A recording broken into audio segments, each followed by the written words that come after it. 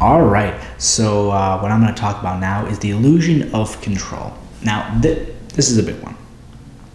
So basically, it's this idea that we have a tendency for people to overestimate their ability on controlling situations that they have no ability over. So one could be, let's say that you're good with money. You put money away and you put it into stocks, 401k, and investments. And let's say you hit really big. You do a great job. Oh, great. Look how much control I have over my life. But you could think there's luck in that. It could go a completely different way. You could have spent a lot of time researching stocks and stuff like that to put into stocks and be like, all right, this is what I'm going to do, and do it that way. But a lot of people do that. A lot of people research. When people put money into stocks, they're not putting money into stocks because they think they're going to fail. They're putting money into stocks because they think they're going to succeed. Everybody's thinking that. You just may have came out better on that probability distribution. Let's say that you're always on time. You're a very timely person. You're never late. But let's say you're driving and you find out there's construction you didn't know about. You end up being late. Or let's say there's a car accident. There's a collision that made the road back up and you're late. A lot of life is just very, very out of our control. We don't think about it at all.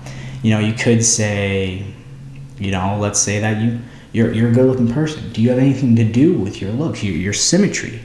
No, that's pretty much your parents. You have some of it. You can work out. You can do stuff like that. Some people work out all the time. They don't get as much muscle. Some other people have a higher propensity, or they're better at gaining muscle because of their genes. Where you grow up is completely out of your control. Sometimes you might be, born into wealth, and you'd be like, "Look at me, I got money. Why, just work and you'll get money." Yeah, but you had a leg up on everybody. A lot of life is just out of our control. You could be really good with relationships. You could be empathetic. You could be caring. You could be on time. You could be there for people, and you could be really great at all that stuff. But then the person you're with just doesn't want to continue the relationship. You could be really, really good, but then you say, "Whoa, I did all the stuff I need. Why didn't it work out?" Another interesting thing with the illusion of control is there's like two things. There's your attitude and your behavior. And let's say if there's a problem, you can influence it, and there's control. You can never really fully control. You can only influence better outcomes. You can't 100%, depending on what situation you're in. You can influence your probability of winning the race by running. You can, influence your health by eating better, by exercising. Do you 100% control it? If I do 20 push-ups, I'm not going to, get this rare disease. No, you can only influence better probabilities. Another interesting thing I was reading into is giving people this illusion of control in sort of negotiating. And one of the things that FBI guy was talking about is a good thing to say is how am I supposed to do that, which is a good argument thing. So let's say you're in a negotiation situation, and let's say you're negotiating a payment on a car. You find a car you like, or you're negotiating on a house, and you're trying to find a payment. And the person's like, "This is the price. This is, what we can do." And you're like, "I can't do that payment. How am I supposed to do that?" It goes into more of a strategic thing. Well, because a lot of times people aren't going to say, they might say, because that's what you have to do this thing. And that's the end of the line. This has been done a few times in court. This one person was there, and they're like, "Hey, how about you say this thing to get out?" This person was telling the person in court, how am I supposed to do that?" And the judge took some time and said, "You know what? In your situation, you really can't be making that payment that where you're at and just how your situation is." And sometimes, what you're saying is that, "Hey, I can't do that," but you hear that all the time. So linguistically, it's a different thing when you're hearing it. How am I supposed to do that? You change perspective, you put it on the other person, they think through it, like, okay, how are you trying to do this? Let me try to figure this out. And they spend time trying to figure it out, a way to get past that. But occasionally, you just might be stuck in a situation where that's just not possible. Or the other person has to move, either on price or whatever. So I thought that was a kind of interesting one. There was some FBI guy who was talking about, I don't quite remember the name of the guy, but I think the illusion of control is a big one, because a lot of our life, we really don't have control over it.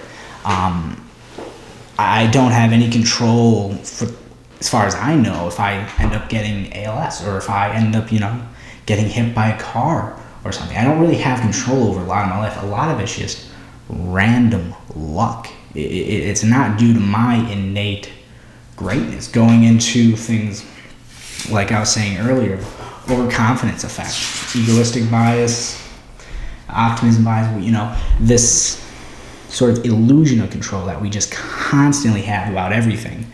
I did really good this month at my job, or whatever, or it's been a great year for me. Look at me, look how great I am. Yeah, it could have just been, most of the time, it's just pure luck. Think if, I know one that, I'm a big sports guy. One big one is, how would Tom Brady have done without Belichick? And I think a lot of that can go into, well, it's just the perfect situation. I think that's a lot of life, is just the perfect situation. It worked out. There are things you can definitely do to better yourself. There's a lot of things you don't control. Where you're born. Different collapse of the wave function. I could have been born in Iraq, Afghanistan, something like that. I could have been, born at a different time. And I think it's a very good thing to look at in a perspective-wise, to really get a grasp. Because a lot of people are like, oh, look at me. Look how great I did at this thing. But in a lot of life, it's just, it's luck. It really is. It's like, wow, this person's really smart. He got a great job. Well, a lot of people are smart who don't have a great job, who don't make a lot of money. It's just a lot of luck goes into life that people don't think about. They want to take all those aspects and put it on themselves, like, look what I did. So I think the illusion of control is a very important thing to look at. Like I said, you have attitude, you have your behavior, but then if there's a problem, there's a influence and then control on that as well. But yeah, that is the illusion of control we have. Thank you very much.